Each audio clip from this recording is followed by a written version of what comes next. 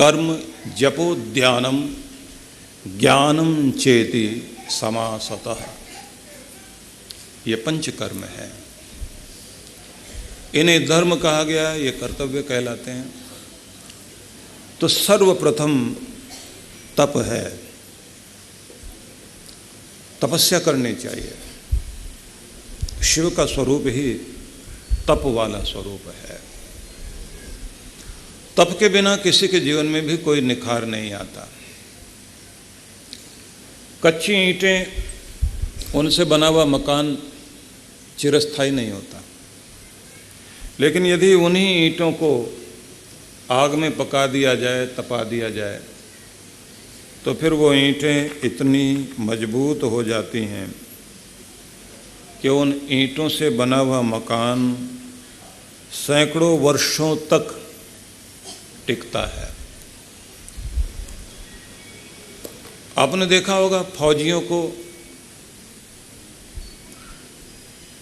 Trend करते समय आग के बीच से गुजारते हैं, अग्नि में से कूदाते हैं, पानी के दलदल के बीच से ऐसे तार लगा दिए जाते हैं, कटीले तार, जिसके नीचे से कोहनियों के बल वो चल रहे होते हैं, ऊपर से गोलियां चल रही होती हैं। कंक्रीट या कहीं कंकर पत्थर से भरी हुई जमीन, कोहनियां छिल जाएंगे, क्योंकि एक कृत्रिम युद्ध की परिस्थिति उत्पन्न की जाती है, जिसमें ये समझाया जाता है कि तुम्हारे सामने जीवन की कठोरता, युद्ध जैसी स्थिति आए तो तुम अपने आप को उसके लिए तैयार करो। जितना जितना पसीना उस समय फौजी लोग बहाते हैं, उतने ही वो निष्णात, दक्ष, कुशल हो जाते हैं, प्रवीण हो जाते हैं। उनके अंदर ऐसी मजबूती आ जाती है। परफेक्शन के लिए वो अभ्यास जरूरी है। तो वो एक तरह का तप है। किसी विद्यार्थी को आप देखते हैं, कोई आईएएस के लिए चुना गया, तो इतने समय तक लगातार पढ़ना, बाहर संसार की रंगीनियां उसे आकर्षित करती हैं, दोस्त उसको मजबूर करते हैं, यहीं बैठे रहोगे किताबी कीड़े बनकर। लेकिन अगर बच्चा उस समय संसार की तरफ ध्यान देगा तो वो जो बनना चाहता नहीं बन पाएगा। उससे भी ज़्यादा जरूरी होता है कि वहाँ से पास भी कर जाए। आईएएस पास कर गया, अब इंटरव्यू का समय है। इंटरव्यू के लिए जब जाएगा तो बड़ा कॉन्फिडेंस चाहिए, बहुत बड़ा आत्मविश्वास चाहिए। कितने लोग डिग्री ले लेते हैं लेकिन इंटरव्यू में फेल हो जाते हैं, उसके बाद फिर काम खराब।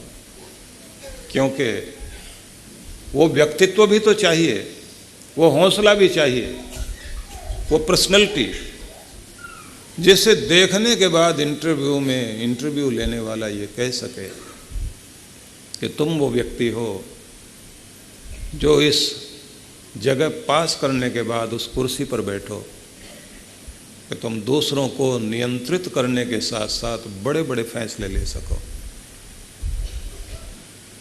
तो मतलब हुआ कि परीक्षा पास करते समय भी अपने व्यक्तित्व को बनाए रखना पड़ेगा। जिंदगी की परीक्षाओं को पास करते करते भी आपका चेहरा, आपका मन, आपका हौसला, आपका व्यक्तित्व उतना निखरना चाहिए कि देखने के बाद भी पता लगे कितनी आंधियां सही होंगी इसने, लेकिन आज भी हिला नहीं, हिमालय की तरह अटल खड़ा है।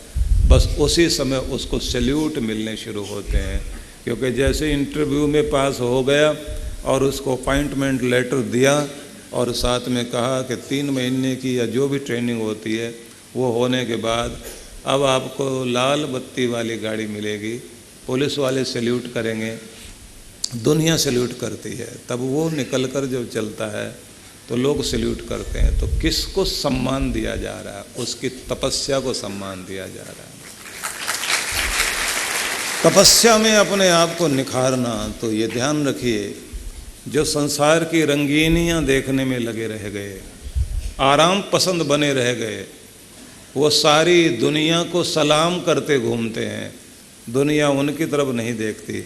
लेकिन जिसने संसार की रंगीनियाँ, आराम, सुख सुविधा नहीं देखी, तपस्या करता रहा, मेहनत करता रहा, उसने एक मुकाम, एक पद, एक स्थान प्राप्त किया।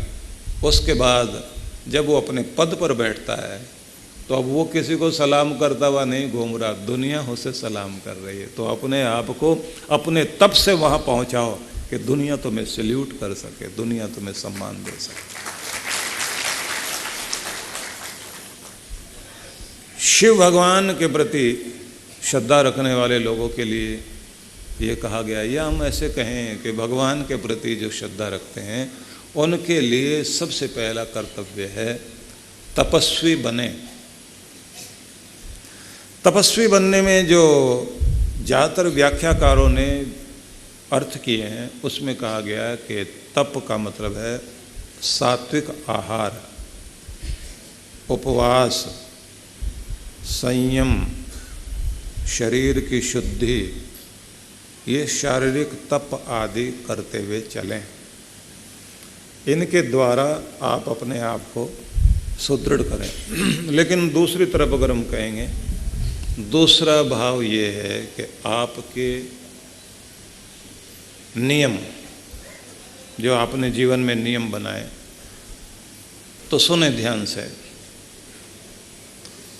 तप के माध्यम से आप अपने आप को निखारते हैं, लेकिन सबसे महत्वपूर्ण कड़ी होती है कि आपके जीवन में भक्ति के लिए जो नियम बनाए उनको आप श्रद्धापूर्वक पूर्ण कर सकें, निभा सकें। ये भी तप है और साधारण तप नहीं है। यहाँ तक कि अगर बुखार भी हो, उठकर जाकर मंदिर नहीं पहुँच सकते और नियम निभाना है, तो अपने बिस्तर पर अगर तकिए का सहारा लगाकर आप आंखें बंद करके मानसिक रूप से भगवान शिव को जल चढ़ा दें तो आपकी पूजा वहाँ तक पहुँचेगी। नहीं बैठ पाते तो लेटे लेटे ही मन से अपने मन को, मनीराम को वहाँ जाने दीजिए। मन तो जा सकता है ना, तो वहीं से कहो, तन तो नहीं जा पा रहा, लेकिन मेरे मन के तरंगे प्रभु तुम्हें प्रणाम कर रही हैं और मैं यहीं से आपको अपने पुष्प जलधारा अर्पित करता हूँ।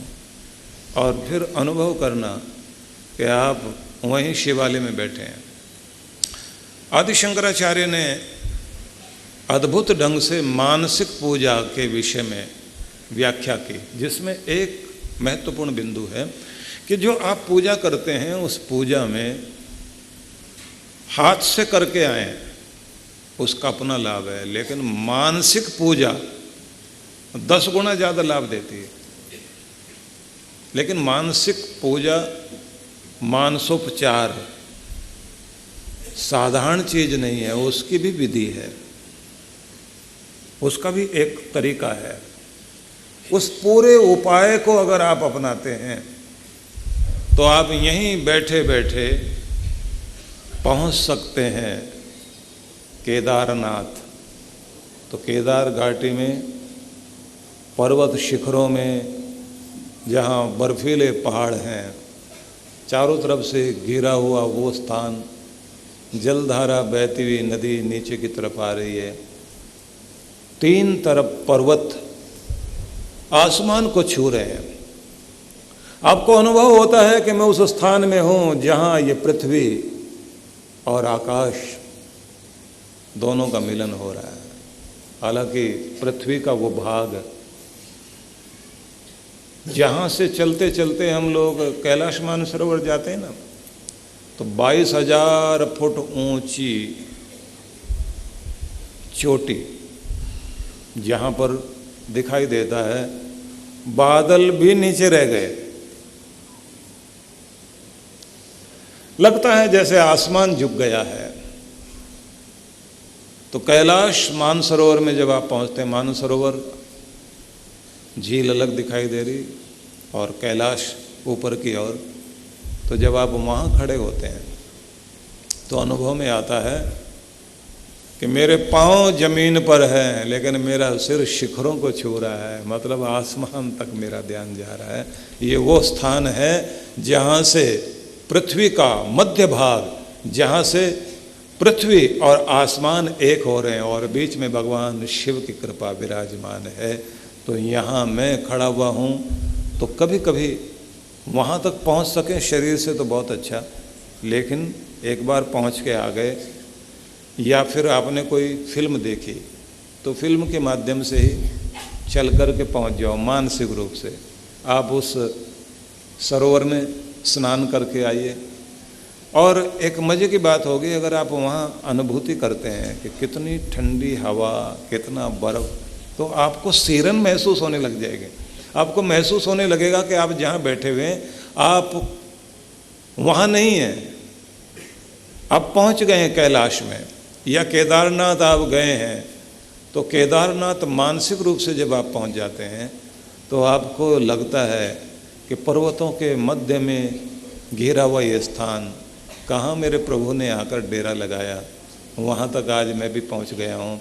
यहाँ मनुष्य के पाँव या मेरे कुल के व्यक्ति के पाँव नहीं पहुँचे हैं, बल्कि ये समझिए एक भक्त अपनी प्रार्थना के पुष्प लेकर भगवान के दर तक पहुँच गया है। तो वहाँ जैसे ही आप पहुँचे, मानसिक रूप से पहुँचिए, तो क्या कहना है, प्रभु सबसे पहले तो मेरे पूर्वजों का प्रणाम स्वीकार करो, जिनका प्रतिनिधि बनकर के मैं आज तेरे दर पर यहाँ पहुँच गया हूँ, और धन्यवाद करता हूँ मेरे पूर्वजों का ही कोई संस्कार रहा होगा जो मैं सारे काम छोड़कर यहाँ तक आया।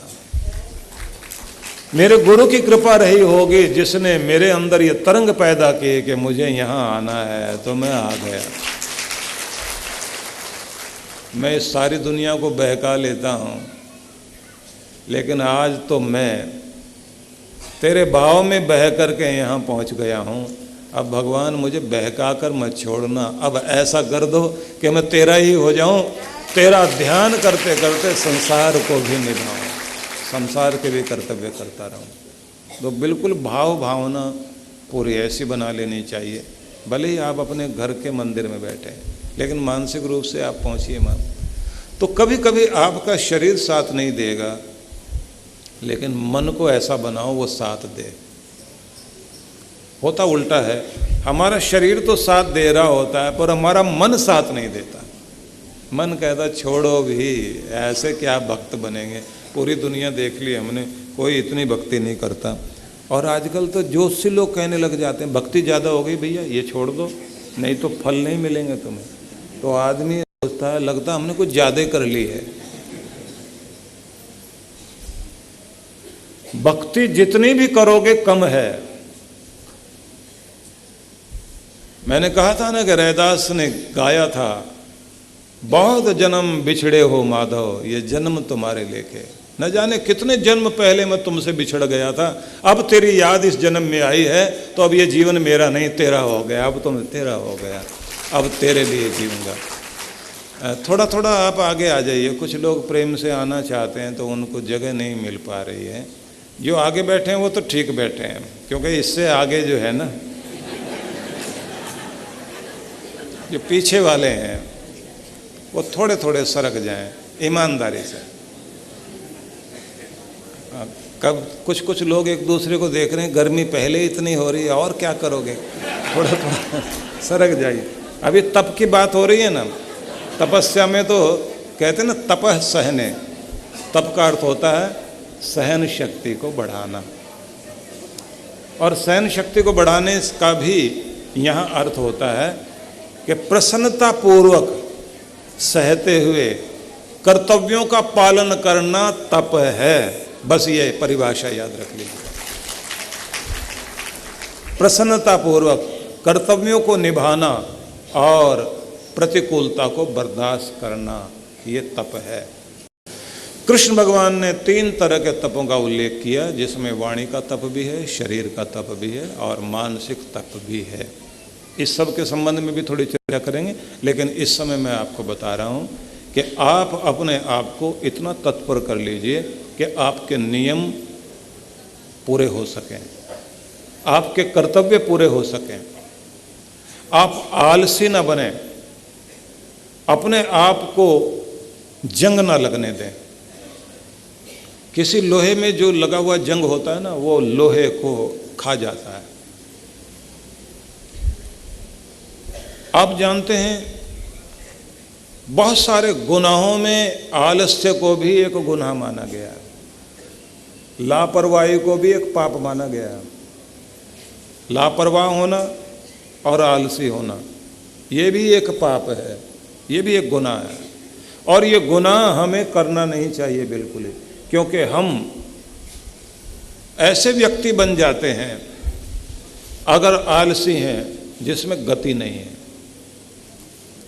और अगर लापरवाह हैं तो फिर हम ऐसे व्यक्ति हो जाते हैं जैसे किसी घड़ी में सुइयां ना हो लेकिन चल जरूर रही हो। उसके चलने का क्या फायदा?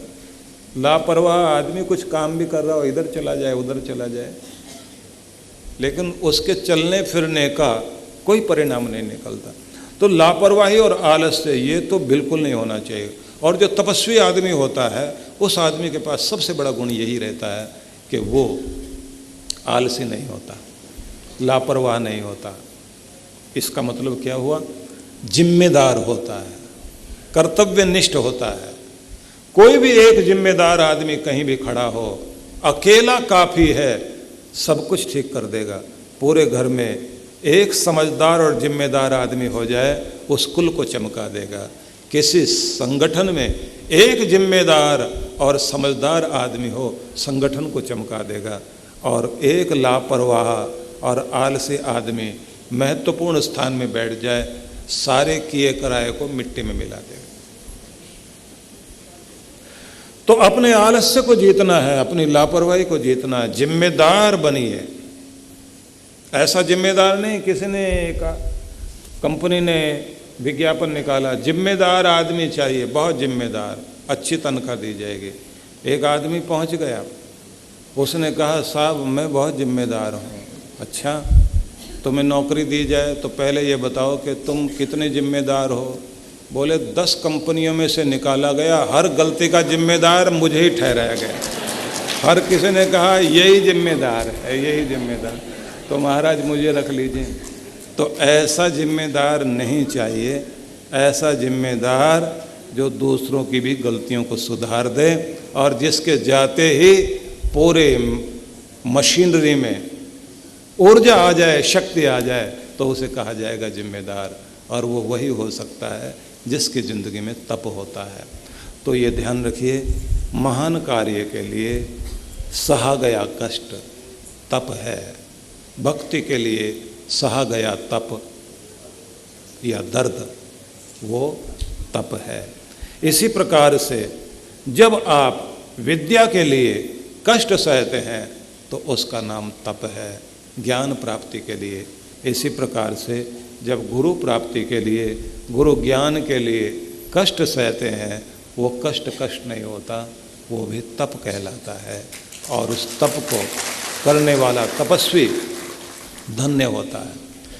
कबीर ने तप करके निष्ठा से गुरु को पाया, गुरु के हो गए।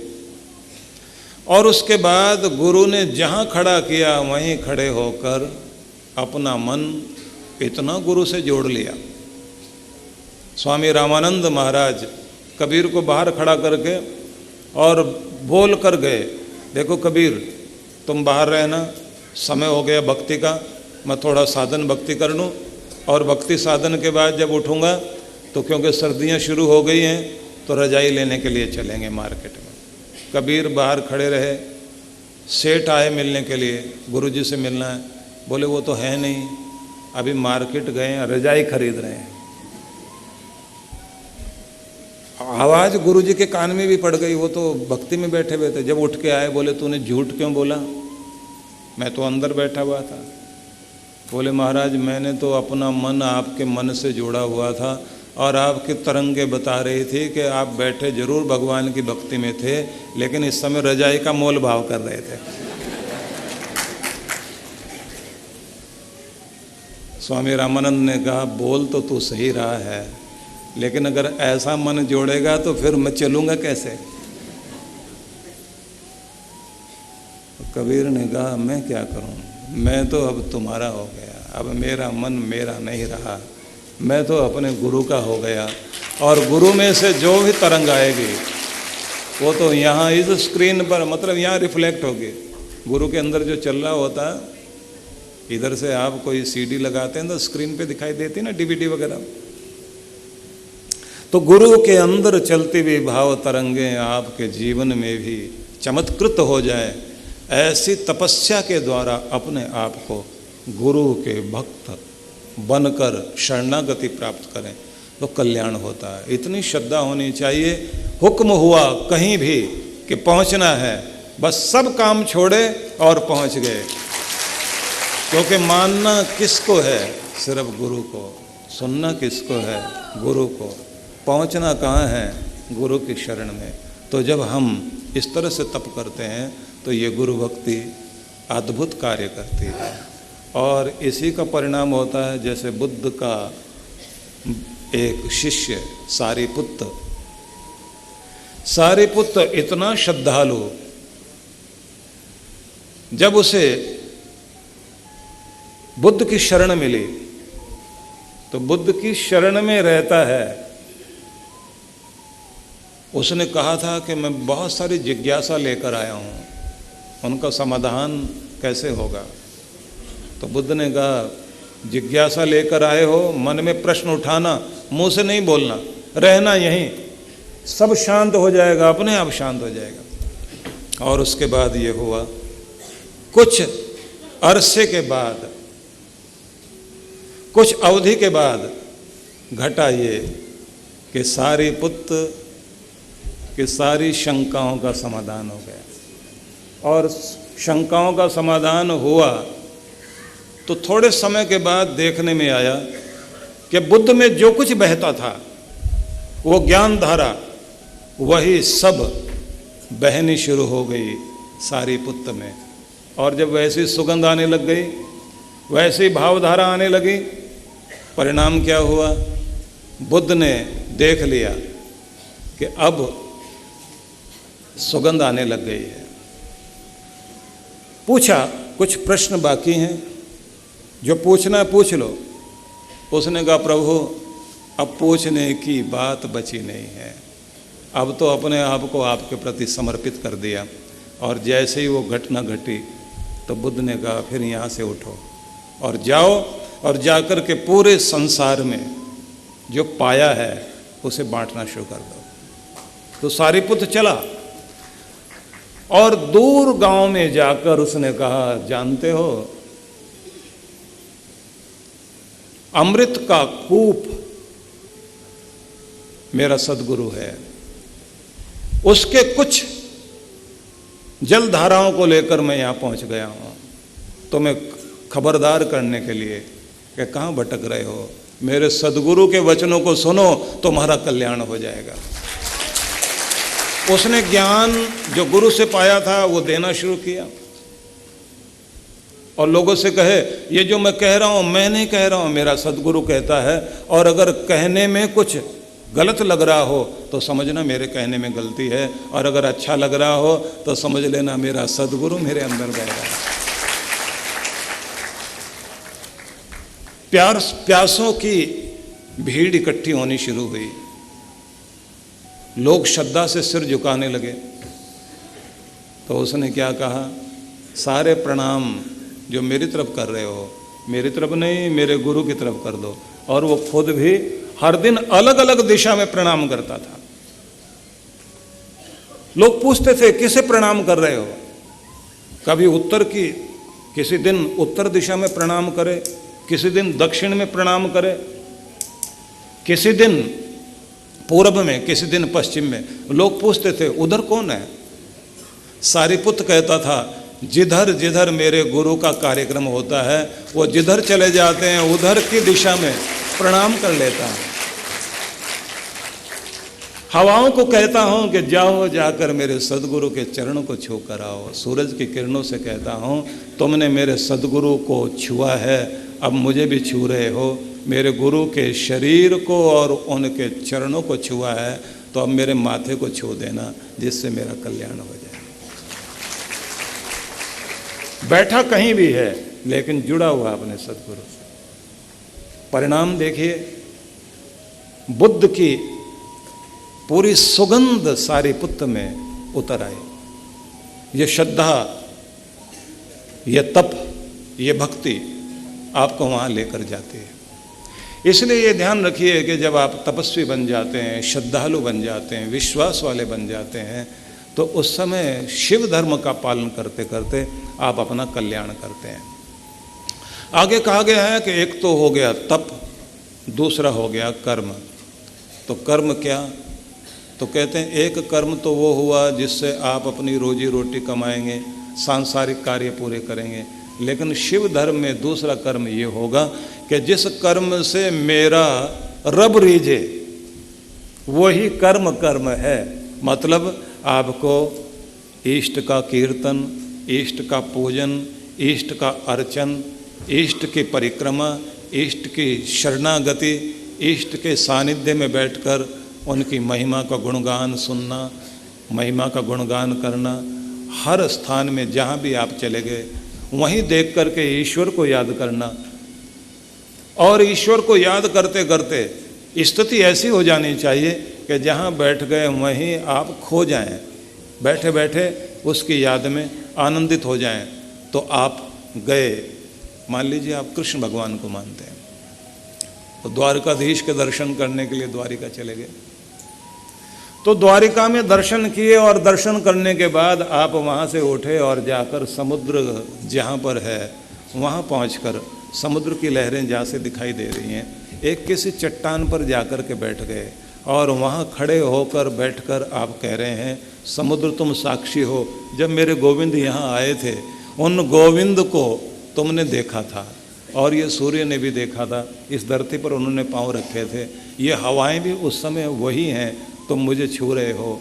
तो एक बार गोविंद को स्पर्श करके मुझे भी स्पर्श कर दो, और लहरों की तरफ देखकर आनंदित होना और कहना, कृष्ण ने क्या यहाँ भी बांसुरी बजाई थी? कृष्ण ने यहाँ भी खड़े होकर क्या कभी तुम्हें प्रेम भरी दृष्टि से देखा था? जिस दृष्टि से देखा था वही दृष्टि मेरे ऊपर भी दृष्टिपात कर दो। और ऐसा भाव लेकर गदगद भाव से वहीं आंखें बंद करके महसूस करना कि कृष्ण की बांसुरी की तान लहरों के साथ गूंज रही है, लहरें ताल मिला रही हैं, और आप वहाँ ध्यान में बैठे हैं। थोड़ी देर के बाद आपको अनुभूति होने लग जाएगी, ज्योतिपुंज के रूप में आपके गोविंद सामने लहरों के ऊपर खड़े हुए अनुभव होने लग जाएंगे, और आपको दर्शन भी होगा, अनुभूति भी होगी, अंदर गदगद होंगे, आनंद की लहर बहनी शुरू हो जाएगी। क्योंकि आपने पूजन किया वो एक कर्म, और पूजन करने के साथ साथ उसकी अनुभूति की, ये दूसरा कर्म। कहते हैं कि कीर्तन करते करते जब आपको अनुभूति होने लग जाए निकटता की, सानिध्य की, सामीप्य की, तब भक्ति आपकी पूर्ण होने लग जाती है। तो आपका कर्म हुआ तप करना, आपका कर्म हुआ कर्म करते हुए, कीर्तन करते हुए, पूजन करते हुए, अर्चन करते हुए तद्रूप होना, भगवान के बन जाना। तीसरी चीज कही गई है जप। जप करना, जप के जो नियम हैं वो भी मैं आपके सामने कहना चाहूँगा। आप लोग जानते हैं कि जप अधिकांश रूप से हम लोग 4 तरह का सुनते हैं। एक होता है वाचिक जप, बोल बोल कर जाप करना। दूसरा जप कहलाता है मानसिक जप, मन मन में जो जाप करते हैं। लेकिन ये दूसरा नहीं, ये तीसरा कहलाता है। इससे पहला जप होता है बोल बोल कर जाप किया, लेकिन उसके बाद कभी कभी स्थिति हो जाती है बोले बोलते आप थक जाते हैं, फिर आपके होठ उच्चारण करते रहते हैं। माला चल रही है, आप होठ से उच्चारण कर रहे हैं। सुमिरनी आपने पकड़ी हुई 27 मनकों की सुमिरनी होती है ना, इसे 4 बार पूरा घुमा लीजिए तो एक माला पूरी हो जाती है। तो इन 2 बीच की उंगलियां, ये 2 बीच की उंगलियां और ये अंगूठा, तो इसका नियम होता है मृगी मुद्रा बना लो। मृग जो होता है उसके तो 12 सींग होते हैं, जो हिरनी होती है ना उसके 2 सींग होते हैं। तो जब आपकी बीच की 2 उंगलियां और अंगूठा मिल जाए और ये 2 उंगली ऊपर की तरफ उठी रह जाएं, ये हो गई मृगी मुद्रा। अब इसे उलट दीजिए, ऐसे ऐसे उलट दीजिए और इसमें सामग्री लीजिए, यज्ञ में आहुति दीजिए। इसी तरह से आहुति देनी मृगी मुद्रा से। इसको थोड़ा टेढ़ा कर दीजिए ऐसे, तो इसके बीच में पकड़ लीजिए माला, ये पकड़ी गई ना। अब यहाँ से 2 उंगलियाँ इधर, पहली आखिरी, इसको आपने दूर कर दिया अंगूठे से। अब यहाँ से माला चल रही है, 2 उंगलियों पर ठहरी हुई है, अनामिका मध्यमिका, इन 2 के बीच माला ठहरी हुई है और आप जाप करते जा रहे हैं। ओम नमः शिवाय, ओम नमः शिवाय, ओम नमः शिवाय, ओम नमः शिवाय, ओम नमः शिवाय, ओम नमः शिवाय, ओम नमः शिवाय। ये वाचिक जप हुआ, लेकिन जैसे जाप करते करते होठ हिलते जाते, ओम नमः शिवाय, ओम नमः शिवाय, ओम नमः शिवाय, ओम नमः शिवाय, ये हो गया उपांशु जप।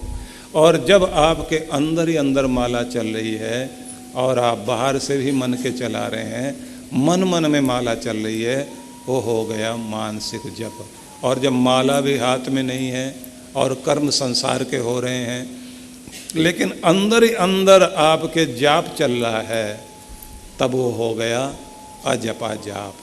तो ये 4 तो आपने सुने हैं, लेकिन 14 होते हैं। ये मूल रूप से अगर समझना, नाम जपना ही तो जप है। अब उसे बोलकर करिए, आप होठ हिलाकर करिए, मन से कीजिए, कर्म करते हुए अंदर से करते जाइए। अब अंदर वाला जो जाप होता है, लोग कहते हैं अजपा जप, उसकी तो सिद्धि प्राप्ति करनी होती है। अगर सिद्धि आपने प्राप्त कर ली तब तो निश्चित रूप से आपका जप सिद्ध हो जाएगा और वो चलेगा, नहीं तो जाप नहीं हो पाएगा। उसकी सिद्धि कैसे पानी है? चलते फिरते, उठते बैठते, सोते जागते, हर समय अंदर ही शिव शिव शिव शिव, या ओम नमः शिवाय, श्री राम श्री राम श्री राम श्री राम, हरे राम, जो भी आप जाप करते हैं, हरि ओम हरि ओम हरि ओम हरि ओम, जो भी आप जाप करते हैं, ओम नमो भगवते वासुदेवाय, राम रामाय नमः, ओम राम रामाय नमः, या ओम ऐं ग्रीं क्लीं चामुंडाय विच्चे, ओम ऐं ग्रीं क्लीं चामुंडाय विच्चे, जो भी जाप करते हैं आप, अंदर अंदर वो जाप चलता रहे, बाहर से आप दुनियादारी के कर्म कर रहे हैं। इसकी प्रैक्टिस करनी होती है। और ये बिल्कुल ऐसा होना चाहिए जैसे कभी कभी आप माल गिनते गिनते किसी का फोन आ जाए तो क्या करते हैं, राउंड फिगर पर उंगली टिका लेते हैं। 20, 30, 40 किसी पर टिका लेंगे, 40 पर आपकी उंगली टिक गई। नोट गिनते गिनते 10,000 की गड्डी हाथ में है, 100 के गिन रहे हैं आप, ये जो भी गिन रहे होंगे। अब जहां आपकी उंगली टिकी 40 पर जाकर, अब वहां आपने टिका रखा है उंगली को, और बाहर से आप पूछते हैं किसका फ़ोन है, अंदर क्या बोलते हैं, 40 40 40, किसका फ़ोन है, 40 40, अच्छा क्या बात कर रहा है, 40 40, हाँ उसको कहना है अभी बात करता हूँ 40 40। अब ये जो 40 40 आप बोल रहे हैं वो सिर्फ आप ही सुन रहे हैं, दूसरा नहीं सुन रहा है। बच्चा कहता है जरूरी फ़ोन है, आप बात कर लीजिए, क्योंकि बहुत देर से वो ट्राई कर रहे हैं आपको, तो आप अंदर बोलते हैं 40 40, अभी करता हूँ ना, उसे कहो 5 मिनट की तो बात है, 40 40। अब ये जो 40 40 आप कह रहे हैं, अंदर बार बार दोहरा देते हैं कि कहीं ऐसा ना हो कि वहाँ से पकड़ हट जाए, बाहर बात भी पूरी चल रही है, अंदर 40 40 चल रहा है, तो वो जो 40 40 है उसकी जगह भगवान का नाम जोड़ दीजिए, बाकी बाहर काम करते रहिए। ये हो गया आपका अजपा जाप। इसकी प्रैक्टिस बड़ी अद्भुत होती है। ये प्रैक्टिस इस तरह की हो जाती है कि आप चलते फिरते उठते बैठते सोते जागते, यहाँ तक के आप कोमा में भी हैं, भगवान ना करे कोई हो, तो भी उसका जाप जारी रहता है। और ऐसे लोगों को मैंने देखा है कि जिनको हार्ट अटैक हो गया और ट्रीटमेंट चल रहा है, डॉक्टर कहते हैं कि ये अभी बेहोशी में है, अर्धमूर्छित अवस्था में है, तो इनको 72 घंटे में होश आ जाए। एक सज्जन थे हमारे पास में, 17 साल तक सत्संग सुनते रहे, श्रद्धालु थे, नाम ईश्वर चंद था। और मज़े की बात ये रही कि जिस समय डॉक्टर ने कह दिया 72 घंटों के बीच में होश आ जाए तो सब सुरक्षित रहेगा, तो उनको समय बीतता जा रहा था, होश आ नहीं रही थी। डॉक्टर ने कहा अब कुछ घबराहट बढ़ रही है, आप एक काम कीजिए, कोई तरीका आपके पास हो होश में लाने का तो कीजिए। तो घर के लोगों को उस महिला ने इकट्ठा किया जिसका पति बीमार था, ईश्वर चंद की पत्नी। उसने अपने बच्चों को इकट्ठा कर लिया और कहा देखो बेटा, 4 बजे ठीक उठते थे वो, 4 बजे उठकर तुम्हारे पिताजी रोज जाप करते थे और नित्य कर्म करते करते ईश्वर से जुड़े रहते थे। तो आज 4 बज गए, अभी तक हिले नहीं। तो तुम लोग वही जाप शुरू करो जो तुम्हारे पिताजी करते थे। तो सब बच्चे एक साथ बोलना शुरू कर दिया जैसे पिताजी बोलते थे। अब ऐसे बोलते बोलते कोमा में पड़े हुए को 4:20 के लगभग एकदम होठ हिलने शुरू हुए, होश आनी शुरू हुई, तकिए का सहारा लिया और उसके बाद पत्नी से पूछते हैं कितने बजे हैं, तो उसने कहा 4:20 हो गए। तो गुस्सा किया, तूने मुझे जगाया क्यों नहीं? बोले जी गलती हो गई, कल से ठीक समय में जगा दो। जब बाद में पता लगा, डॉक्टर भी भागते हुए आ गए, उन सबको कहा जाप बंद करो भाई, अब हमको ट्रीटमेंट करने दो, आदमी को होश आ गई है। लेकिन तुम बताओ ये होश में कैसे आए? बोले 17 साल का जो अभ्यास था, बस 17 मिनट हम लोगों ने 17 मिनट बैठकर सामने जाप किया है। 17 साल का अभ्यास काम कर गया। तो अगर आप लगातार अपने अंदर इस अजपा जाप को बैठा दोगे तो ये याद रखना, अर्ध बेहोशी में पड़े हुए आदमी को भी ये जो अनकॉन्शियस माइंड होता है ये काम करना शुरू कर देगा। बाहर का प्रभाव, बाहर की तरंगे अंदर जाकर काम करना शुरू कर देंगे। इसलिए आपके नियम आपके लिए अद्भुत काम करते हैं। तो आप अपना जाप, अपना नियम, अपनी श्रद्धा, अपना विश्वास, अपना यकीन, उस पर दृढ़ रहिए और निरंतर उसे निभाइए। आप याद रखिए, जीतने वाली चीज़ अगर कोई है तो आपका नियम जीतेगा, नियम ही आपको जिताएगा।